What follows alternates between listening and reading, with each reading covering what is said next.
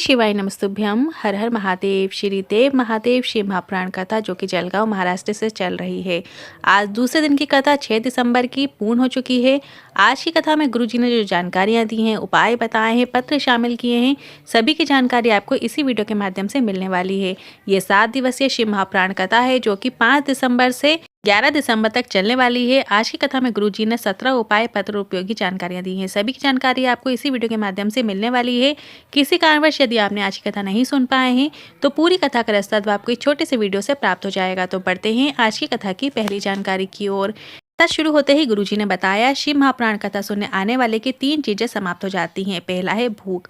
उसे भूख भी नहीं लगती है। बार जब वो आकर शिव महापुराण कथा में बैठ जाता है तो फिर उसे न भूख लगती है न प्यास लगती है। सिर्फ और सिर्फ कथा सुनने के लिए वो आतुर रहते हैं। दूसरा है भोग। घर में कूलर है, पंखा है, सब कुछ है, फिर भी वो शिव महापुराण कथा में आकर अपनी रुचि छोड़कर जो भोले बाबा दे देता है वो खा लेता है। जो सारे भोग हैं वो समाप्त हो जाते हैं। जो उसे मिल जाता है वो उसे प्राप्त कर लेता है। और तीसरा है भोजन। महापुराण कथा सुनने वाले की ये 3 चीजें समाप्त हो जाती हैं और जिसकी ये तीनों चीजें समाप्त हो जाती हैं तो निश्चित है कि वो शिव की प्राप्ति उसे जरूर होती है। बढ़ते हैं आज की कथा की दूसरी जानकारी की ओर। सांप काट ले तो उसका इलाज हो सकता है, बिच्छू काट ले तो उसका भी इलाज हो सकता है, कुत्ता काट ले तो उसका भी इलाज हो सकता है, जानवर काट ले तो उसका भी इलाज हो सकता है, पर इंसान को काट ले तो उसे बचाया नहीं जा सकता। हाँ, इंसान का इंसान से काटने का तात्पर्य जिसके अंदर नफरत भरी हुई है, दूसरे का अच्छा व्यापार देखकर उसे नीचे गिराने की सोच रखता हो। आज का इंसान एक दूसरे को देख देख कर जहरीला होता जा रहा है। बढ़ते हैं आज की कथा की तीसरी जानकारी की ओर। गुरुजी ने कहा, ये कथा 11 दिसंबर को पूर्ण हो जाएगी और इसके बाद जो अगली कथा है वो अमरावती में 15 दिसंबर से अमरेश्वर अम्बा शिव महापुराण कथा होने वाली है, जिसका समय दोपहर में 1 बजे से 4 बजे तक रहेगा। बढ़ते हैं आज की कथा की चौथी जानकारी की ओर। शकुंतला जी पत्र लेकर आई। बाबा का क्या वर्णन करूं, मेरी शादी के 16 वर्ष हो गए थे। सभी देवी देवताओं के पास जाकर झोली भरवाती थी। किसी ने पशुपतिनाथ व्रत करने को कहा, सादी सफेद आकड़ी की जड़ का प्रयोग करने को कहा। रजस्वला धर्म के 7वें दिन तुमरुका जी का नाम लेते हुए नंदी के सामने खड़े होकर बांध लो। के बाद पत्र में लिखा कि मैं सभी को बताना चाहती हूँ कि सब फेल है तुमरुकेश्वर और सफेद आकड़े की जड़ के सामने। बाबा की कृपा से मैंने 2 पुत्रों को जन्म दिया है, उसी का आभार व्यक्त करने कथा पंडाल में आई हूँ। बढ़ते हैं आज की कथा की 5वीं जानकारी की ओर। कांता जी पत्र लेकर आई। गुरुजी ने कहा, पत्र बहुत बड़ा है, आप देख सकते हैं, पर इतना पूरा पत्र पढ़ना संभव नहीं है, इसलिए इस पत्र में जो लाइंस मार्क की गई हैं वो पढ़ लेते हैं। लिखा है कि ये शिव महापुराण कथा नहीं है, साक्षात शिव ही हैं। जो कथा में बोलते हैं वह शिव सुनता है। मेरा बेटा 22 वर्ष का है, उसे ब्रेन हेमरेज हो गया था। डॉक्टर ने ऑपरेशन की बोल दिया और ऑपरेशन के बाद डॉक्टर ने ये भी कहा कि ये कोमा में भी जा सकता है। हमने बच्चे का ऑपरेशन कराया, वह कोमा में चला गया, ना हाथ हिलते हैं ना पाँव हिलते हैं। इसके बाद डॉक्टर ने स्वयं कहा, मेरी पत्नी सीहोर वाले महाराज की कथा सुनती है, वो कथा सुनना शुरू करो और इसे घर ले जाओ, क्योंकि अब इसे कब तक यहाँ अस्पताल में रखेंगे। डॉक्टर के कहने पे हमने इनके कान पे हेडफोन लगाकर शिव महापुराण कथा सुनाना शुरू की। 25 दिन लगातार ऐसा करने के बाद एक दिन मेरे बेटे के हाथों की उंगलियां कंपन करना शुरू कर दी, ब्रेन काम करना शुरू कर दिया। इसके बाद डॉक्टर के पास लेकर गए। डॉक्टर भी आश्चर्यचकित थे कि यह कैसे हो सकता है, बच्चा पूरी तरीके से ठीक हो चुका है। उसी का आभार व्यक्त करने कथा पंडाल में आए हैं। बढ़ते हैं आज की कथा की 6वीं जानकारी की ओर। गुरुजी ने कहा, आप लोगों को दुख होता होगा, इतने सारे पत्र आते हैं और हम सब पत्र पढ़ नहीं पाते हैं। सब बड़े मनोभाव से पत्र लिखते हैं, उन्हें बहुत दुख होता होगा कि हमने उनके पत्र नहीं पढ़े।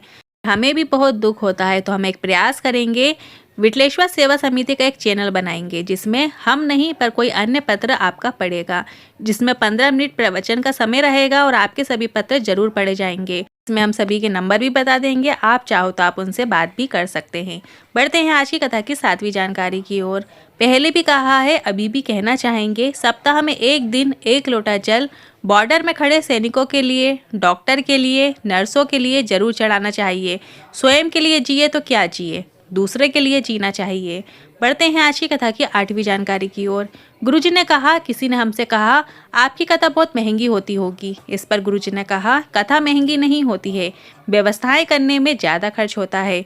भोजन व्यवस्था करना, प्रसादी व्यवस्था करना, पंडाल की व्यवस्था करना, इन सब में बहुत खर्च होता है। बढ़ते हैं आज की कथा की 9वीं जानकारी की ओर। हमारा एक नया साल यह नहीं है, हमारा नया साल कब शुरू होता है, जब चैत्र माह में, जिसमें राघव जी प्रकट हुए हैं, वो नया वर्ष हमारा है। इस बार तो आपको चौगनी खुशी होनी चाहिए कि हमारे भारत भूमि में अवध के राजा 22 जनवरी को बैठ रहे हैं। अपने घरों को सजा लो, रंगोलियां डाल लो। जैसे राम आए थे तो दीपावली मनाई गई थी, वैसे ही 22 जनवरी को दीपावली मनानी चाहिए। इसके बाद गुरुजी ने कहा, हमने भी सोचा है जब 22 जनवरी 2024 को राम जी अवध में बैठेंगे तब कुबेरेश्वर धाम में भी दिए लगाएंगे और लाइटिंग से सजाएंगे। और आप लोगों से निवेदन है, अगर आप अयोध्या नहीं जा सकते हैं तो आप कुबेरेश्वर धाम आ जाना और जश्न में शामिल होना। बाबा का अभिषेक, पूजन अर्चना सब धूमधाम से करेंगे। बढ़ते हैं आज की कथा की 10वीं जानकारी की ओर। दीपक जी पत्र लेकर आए। लोग कहते हैं कथा पंडाल में बैठकर कथा सुनने से क्या होता है, वहां पर बैठकर श्री शिवाय नमस्तुभ्यम बोलने से क्या होता है, कथा पूर्ण होने पर रच को अपने हृदय से लगाने से क्या होता है। तो मैं उन्हें बताना चाहूँगा, जो मंत्र याद है वो बोलकर बाबा से अपनी बात बोल दो, वह बाबा जरूर सुन रहा है। मेरा भाई 2 वर्षों से बैंक की सरकारी नौकरी का प्रयास कर रहा था। मैंने उसे कथा पंडाल में चलकर सेवा प्रदान करने को कहा। जब कथा चले तो कहीं कोने में बैठकर कथा सुन लेना। कल गुरुजी आपने जाप कराया था और उसके तुरंत बाद हमें फ़ोन आ गया। 1 वर्ष पहले मेरे भाई ने जो एग्ज़ाम दिया था उसमें उसका चयन हो गया है, उसी का आभार व्यक्त करना चाहते हैं। बढ़ते हैं आज की कथा की 11वीं जानकारी की ओर। स्वाति जी पत्र लेकर आई। 2022 में पता चला मेरे शरीर में गठान हो गई। एक गठान का इलाज करने गए तो पता चला शरीर में कई गठान हो गई। डॉक्टर ने कहा गले में बड़ी गठान हो गई है, उसे निकाल कर जाँच के लिए भेजना पड़ेगा। और जब वो गठान को निकाल कर जाँच हुई तो उसमें पता चला 4th स्टेज का ब्लड कैंसर है। दूसरे हॉस्पिटल में दिखाया, वहाँ पर भी 6 कीमो बता दिए। तभी किसी ने पड़ोसन ने शिव मंदिर जाने को कहा, बाबा से प्रार्थना करने को कहा, शिवलिंग पर चढ़े हुए जल का आचमन करने को कहा, बेलपत्र खाने को कहा। मेरे परिवार वाले भी सीहोर से कुबेरेश्वर धाम से रुद्राक्ष लेकर आए और उसे रुद्राक्ष को तांबे के कलश में गलाते और वह जल शिवलिंग पर चढ़ाते। इसके बाद जब दूसरी जांच कराने गए तो डॉक्टर ने बताया कि अब ब्लड कैंसर नहीं है। बढ़ते हैं आज की कथा की 12वीं जानकारी की ओर। एक और पत्र आया। मुझे ब्रेन का प्रॉब्लम था, बहुत तकलीफ थी, डॉक्टर के हिसाब से बहुत बड़ी बीमारी थी, पर शिवलिंग पर चढ़े हुए जल को मैंने पीना शुरू किया और मेरी किडनी ने भी कार्य करना शुरू कर दिया है। मैं पूरी तरीके से ठीक हूँ, उसी का आभार व्यक्त करने कथा पंडाल में आई हूँ। बढ़ते हैं आज की कथा की 13वीं जानकारी की ओर। गुरुजी ने सभी को सोने से पहले 5 बार श्री शिवाय नमस्तुभ्यम बोलने को कहा है। मतलब जब आप सोने के लिए जाएं तो सोने से पहले कम से कम 5 बार आपको श्री शिवाय नमस्तुभ्यम मंत्र का स्मरण करना है। और जब आप सुबह उठें तो सुबह उठने के बाद भी आपको श्री शिवाय नमस्तुभ्यम मंत्र का जाप करते हुए उठने को कहा है। और अगर बेलपत्र के वृक्ष के नीचे आप भूल से भी चले जाते हैं और आपने भूल से भी बेलपत्री के वृक्ष के नीचे नमः शिवाय या ओम नमः शिवाय या श्री शिवाय नमस्तुभ्यम मंत्र निकल जाता है तो आपको समझ लेना है आप 12 ज्योतिर्लिंग के समक्ष बैठकर मंत्र जाप कर रहे हैं। बढ़ते हैं आज की कथा की 14वीं जानकारी की ओर।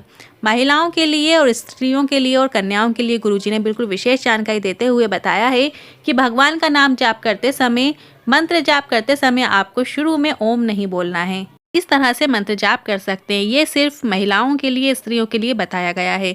नमः शिवाय, ओम नमः शिवाय, नमः शिवाय, ओम नमः शिवाय। मतलब आपको ओम नमः शिवाय के बाद लगाना है। नमः शिवाय, ओम नमः शिवाय। इस तरीके से आपको मंत्र जाप करना है। और पुरुष जब मंत्र जाप करेंगे तब आपको इस तरीके से करना है, ओम नमः शिवाय, ओम नमः शिवाय। इस प्रकार से मंत्र जाप करेंगे तो भोलेनाथ आपकी कामना जरूर सुनते हैं। और अगर आपको कुछ भी याद नहीं है कि कब क्या लगाना है तो आप सिर्फ श्री शिवाय नमस्तुभ्यम मंत्र भी बोल सकते हैं। बढ़ते हैं आज की कथा की 15वीं जानकारी की ओर। जब आप शिवलिंग पर एक बेलपत्र को स्पर्श करते हुए श्री शिवाय नमस्तुभ्यम बोलते हुए शिवलिंग पर अर्पित कर देते हैं तो आपको 1000 बेलपत्र अर्पित करने का फल प्राप्त हो जाता है। इसलिए हमेशा बेलपत्र अर्पित करते समय भोलेनाथ का नाम या कोई मंत्र का जाप जरूर करना चाहिए। जब आप बेलपत्र को स्पर्श करें तब आपको श्री शिवाय नमस्तुभ्यम बोलते हुए उस बेलपत्र को शिवलिंग पर अर्पित कर देना है। इस तरीके से अर्पित करने से 1000 बेलपत्र अर्पित करने का फल प्राप्त हो जाता है। बढ़ते हैं आज की कथा की 16वीं जानकारी की ओर। वैष्णवी जी पत्र लेकर आई। मेरी बेटी को ब्रेन ट्यूमर हो गया था। ऐसी गठान हुई थी कि डॉक्टर सर्जरी भी नहीं कर पा रहे थे।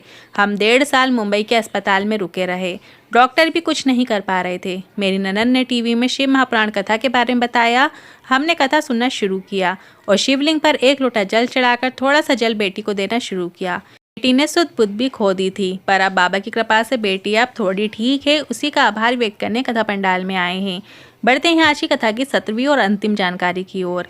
अगर कोई सोमवार के दिन भूलवश भी शिवलिंग पे जल चढ़ा देगा, महालक्ष्मी उसके लोटे को खाली नहीं जाने देंगी, उसके लोटे में बैठकर उसके घर तक जरूर जाएंगी। लक्ष्मी और महालक्ष्मी में अंतर है। लक्ष्मी अगर आपके घर में आती है तो वह चली भी जाती है, पर अगर आपके घर में महालक्ष्मी प्रवेश कर जाती हैं तो वह जीवन भर आपके घर में विराजमान रहती हैं। उम्मीद है आज की कथा आपको बहुत ही रोचक लगी होगी और आज के उपायों से लेकर मन में कोई सवाल या क्वेश्चन है तो आप कमेंट के जरिए पूछ सकते हैं। श्री शिवाय नमस्तुभ्यम। हर हर महादेव।